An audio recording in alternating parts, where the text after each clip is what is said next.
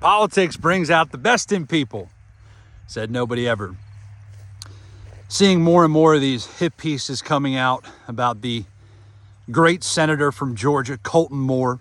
And I just wanted to take a little walk tonight to set the record straight about a lot of these folks and their spouses and their teams and their political operatives that run cover for weak politicians. And that's what they are. They're weak, right? They'll never admit that. They'll never tell you that. But they revert to name calling and excuses and everything else in the book to make it seem like they're doing the righteous thing, the big thing.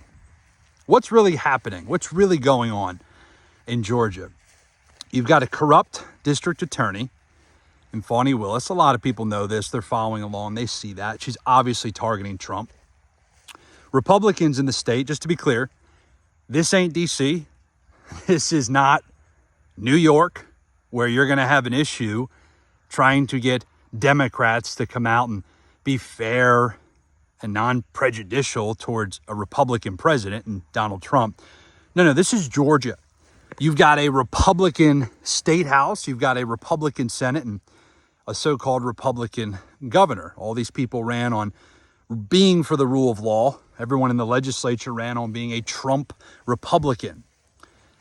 So who controls the funding in the state of Georgia? Oh, the legislature. Okay. Who's in charge of the impeachment and accountability process for the judicial officers, the district attorneys?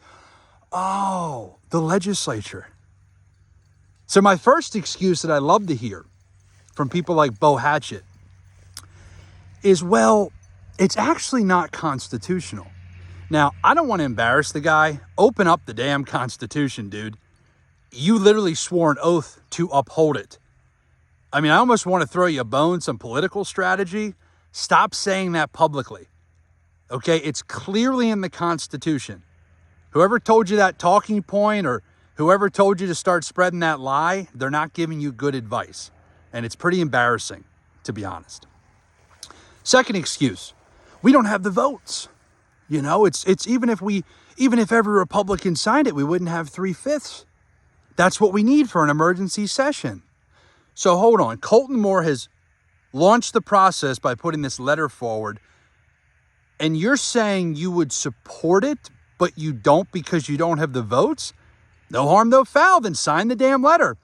But here's why you won't, Hatchett. You won't sign the letter because Governor Brian Kemp wants you and the others in the Georgia Senate to be good old boys. Because Kemp wants these Republicans to do nothing.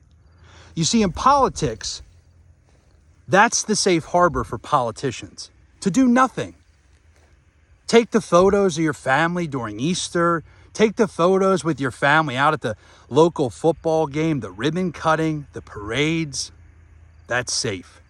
Doing something, taking real action, not a safe harbor.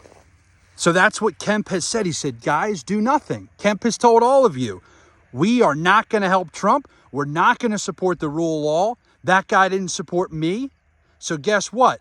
You all answered to me, and you're not going to do anything to defend the rule of law or to go after this corrupt politician who's obviously out of line, even though you have the power to do it.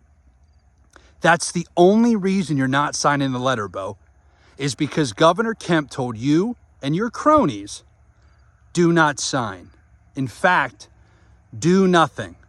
And so he'll get mad if you sign the letter, even though all of your constituents want you to sign.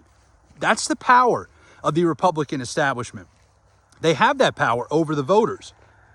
So it's great that there are people in Hatchett's district right now on the ground, great patriots talking to his voters. That's why you're seeing the reaction that you're seeing from him, because he's never had so many Republicans calling him, texting him, commenting on his Facebook post and saying, hey, sign the letter. It's time to sign. What's the next excuse we hear? Well, do we really fund her that much? $3.5 million is what she gets just from the state of Georgia. Now, she does get federal funding. She gets other funding. But you mean to tell me that you don't think cutting off $3.5 million, something you completely have the power to do, wouldn't be impactful? I mean, all of these excuses. And then my favorite is in a lot of these hit pieces against Colton Moore, they say, he's just a grifter. He just wants to fundraise. He's literally been transparent online saying he's taking the money and he's talking to Republican voters to try to encourage and get them to realize that you're lying to them, Bo. You're legitimately lying to your voters. It's unconstitutional. A lie. We don't have the votes. An excuse. All of these things. And you're mad that he's organized. You're mad that he's talking to the people that put you in office. And all he's saying is, hey, he ran on being for the rule of law. Call him, hold him accountable, and tell him to support and sign my letter.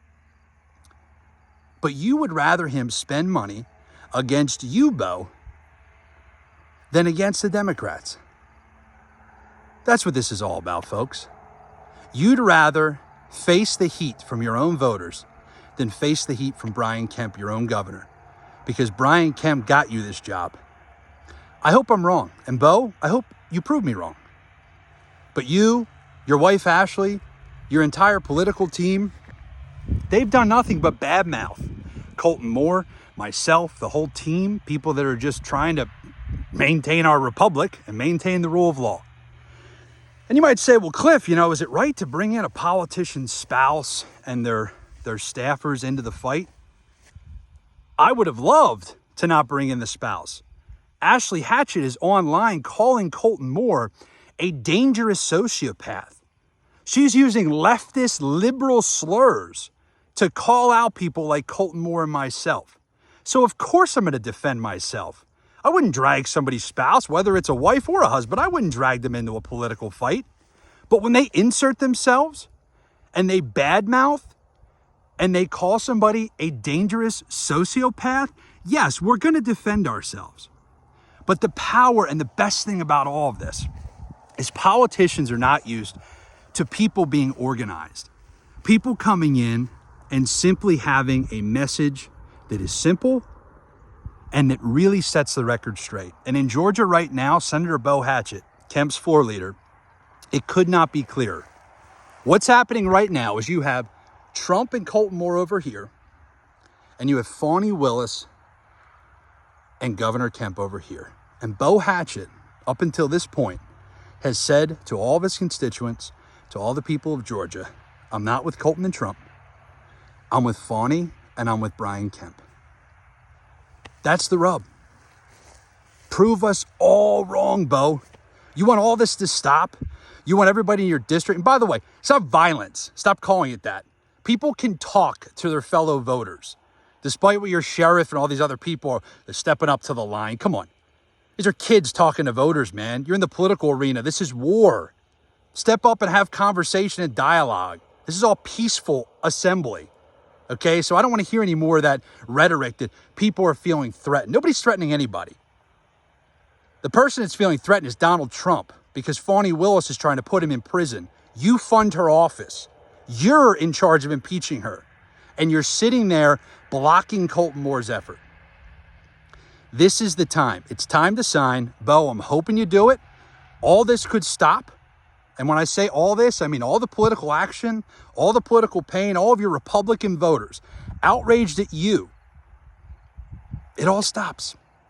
Just say the words that you'll support Colton Moore's letter and sign it.